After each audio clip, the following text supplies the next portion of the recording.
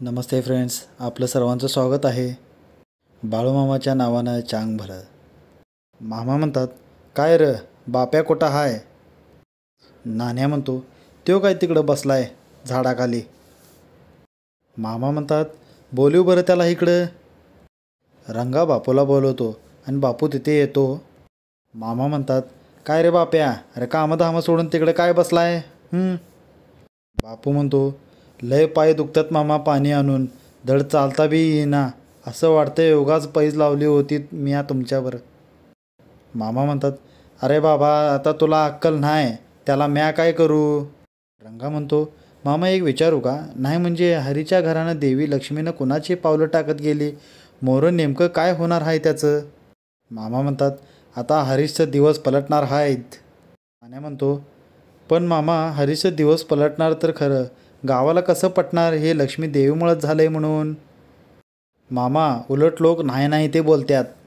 मामा म्हणतात, अरे बाबांनो त्या गोष्टीला वेळ आहे अजून. तर लोकांनी हे तरी समजल, दारात आलेल्या लक्ष्मीला हाकलून दिलं, हरीशनं तिला त्याच्या घरी घेतलं, खायला प्यायला दिलं, राहायला जागा दिली.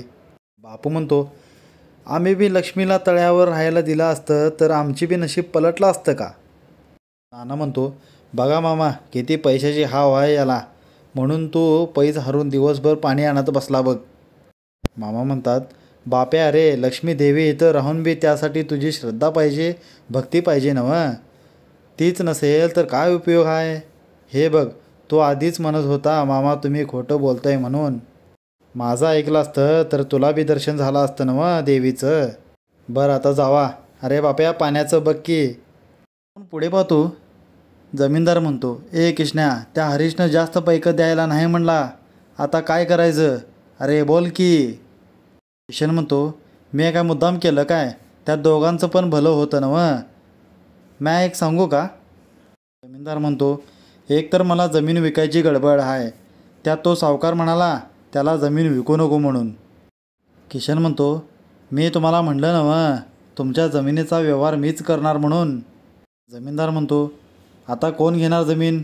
हरीश नाही म्हणला. किशन म्हणतो, हरीश घेईल जमीन. हरीशला म्हणू थोडं तुझं राहू दे, थोडं माझं राहू दे आणि करून टाकू व्यवहार.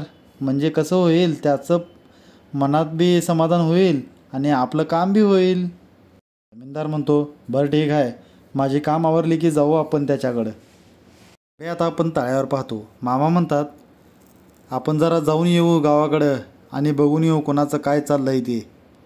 बापू म्हणतो, म्या बी येणार. मामा म्हणतात, हे बघ बाप्या, तुला यायचं असेल तर ये, पण पाण्याचं ध्यानात ठेव. बापू म्हणतो, म्या बघल पाण्याचं. मामा म्हणतात, गावात लक्ष्मी येऊन गेली नव्ह, मग बघून येऊ की मोहरं काय झालं, आयुष्यात काय फरक पडला की नाही, काय हालचाल आहे ते समधी विचारून येऊ आणि गावात गेल्यासारखं बी होईल. नाहीतर लोक म्हणायचे मामा तर तळ्यावरच आहेत, गावाकडे काय आलेच नाही. मामा आणि त्यांचे सेवेकर हरीशच्या घराकडे येतात. बापू म्हणतो, मामा खरंच की सोन्याचीच पावलं आहेत ही. मामा म्हणतात, अरे नशीब लागतं ह्याला. हरीश घराबाहेर येतो आणि म्हणतो, मामा तुम्ही? मामा म्हणतात, होय, ही सोन्याची पावलं बघायला आलो होतो. हरीश म्हणतो, मामा तुमचं घरला पाय लागलं आणि आयुष्याचं सार्थक झालं बघा. हरीश म्हणतो, घरात एक झोंजळ्याचा दाना नव्हता आणि काम नव्हतं, पण काम बी मिळालं बघा. अशी पत्नी म्हणते, मामा तुम्हासनी काय सांगावं आणि काय नाही, अहो ती म्हातारी इथून गेली आणि आम्ही तुम्हास भेटाय आलो आणि घरला येऊन बघतोय तर झोंजळाची आणि तांदळाची पोती होतीत बघा घरामध्ये. हरीश म्हणतो, मामा ह्या मडक्यात सोनं आणि पैकं आहे आणि हीच ती झोंजळाची आणि तांदळाची पोती. मामा म्हणतात, कसं आहे, ती लक्ष्मी आहे म्हणून आधीच सांगितलं असतं तर समद्यानेच घरी घेतलं असतं ना मग. पण तू माणुसकी जपली हरी, म्हणून ती लक्ष्मी तुमच्या घरात आली. आता इकडे पाहतो, हरीशची आई म्हणते, अहो गोनोबाच्या हाताला काम नाही, हरी करतोय नव्ह काहीतरी, त्याचं चांगलं झालंय, समद्याचं भलं होईल आता.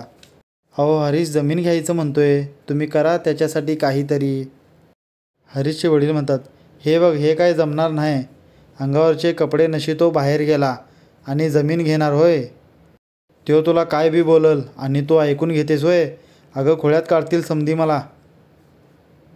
माझा त्याच्यावर काही बी विश्वास नाही. त्यांची सून म्हणते, काय जमीन जमीन लावलाय हो. मला वाटतंय तुम्हीच त्यासनी पैकं उचलून दिला असणार. हरीशची आई म्हणते, अगं एवढं पैकं कुठून आणून देणार. आज सकाळच्याला खाल्लं तर संध्याकाळचं काय खावं प्रश्न पडतंय. सून म्हणते, मग गप राहावा की. मग एवढं काय हरी हरी म्हणून जप लावलाय. आता आपण पाहतो. मामा हरीशच्या घरी जेवायला बसलेले असतात आणि झाल्यावर हरीश आणि त्याची पत्नी त्यांचा आशीर्वाद घेतात. मामा तिथून आता निघून जातात. हरीशची आई म्हणते, मामा आमच्या घराजवळून गेले, आम्हाला समजलंसुद्धा नाही. त्यांची सून म्हणते, अहो लोक सांगत होती बाळूमामा हरिभाऊंच्या घरला थांबले होते म्हणून. मामा म्हणतात, तुम्ही ज्याची वाट बघता त्या देवाला घरात यावं असं वाटलं पाहिजे. अंगण सारवलेलं पाहिजे, दारात रांगोळी पाहिजे, दाराला उंबरा पाहिजे, उंबऱ्यावर हळदी कुंकू पाहिजे, दाराला फानाफुलाचं तोरण पाहिजे. आणि हे नसलंच तरी चालतंय. भक्तिभाव असला पाहिजे तरच देवाची लक्ष्मीची पावलं तुमच्याकडे यायला वळत्यात. आजचा भाग इथेच संपतो. Thank you friends.